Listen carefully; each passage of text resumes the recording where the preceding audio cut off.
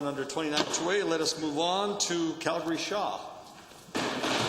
Thank you, Mr. Speaker. I do appreciate the opportunity to stand in third reading and speak to Bill 2. This is my. I didn't take the opportunity to do that during second reading, and I think that we had a pretty good process here over the past couple of weeks. I mean, we've talked about the amount of time that the bill was debated, roughly 30 hours. A lot has been said today about the unfortunate nature of how a lot of those amendments weren't accepted, and I would tend to agree, because the reality is that when the government House Leader stands and says that we've had 30 hours of debate, that sort of insinuates that there's a two-way conversation going on here. And the unfortunate reality is that's not what we really saw or felt. And so that's probably what gave rise to a lot of the frustrations from this side, is that a debate is just that. It requires a back and forth. And the only time we actually got the back and forth was when it was the Honourable Minister's amendments. And as we discussed, that was about changing a whole 7 words. So, yes, granted, there were a handful of other government members who stood to rise to speak at various points in time. But outside of maybe 5 or less, it was a one-way conversation. And, we've also talked about how that debate impacts, I guess, the overall perception of what we do here. And I know that this party likes to invoke and call itself remind Albertans, and I apologize for my lack of coherent thought at this juncture. It's been a long day, Mr. Speaker.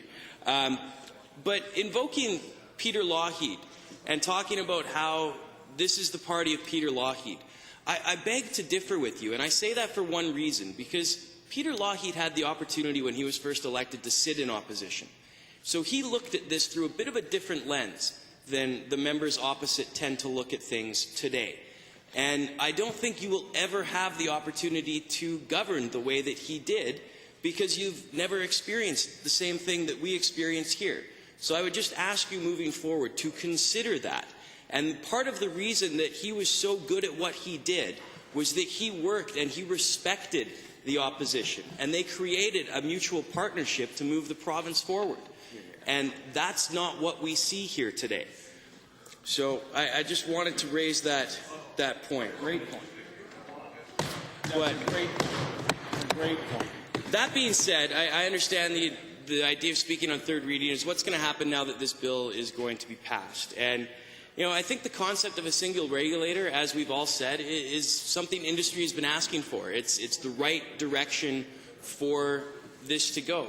Yes, we've had discussions about various issues with it, whether it be, landowner rights or whatnot. I don't need to rehash all of this. That's not why I'm standing today. I want to thank the Minister for some of the responses he did give during the debates in committee in the whole. And I believe that, or I want to believe, that he's going to follow through on some of the things that he said he was going to when creating the regulations that are actually going to govern this act, because it was a fruitful discussion at times. And so I look forward to seeing that result actually translate into what this is actually going to do and what it's actually going to mean for those who it intends to impact. Obviously, issues around public interest, perhaps there's issues with writing that in, and understandably so. We have concerns around that. Again, I put my faith in the Minister that these things are going to be considered. Now, many of my constituents in Calgary-Shaw are heavily involved in the oil and gas industry and have identified to me that they would like me to support this particular bill. And the single regulator will speed up the process. It will be a benefit to the industry. And it may come as a surprise to those members sitting opposite.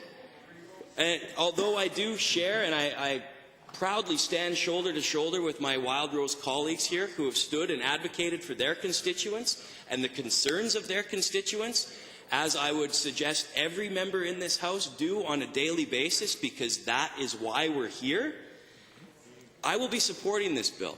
And that, my friends, is the beauty of a free vote. Thank you, Mr. Speaker.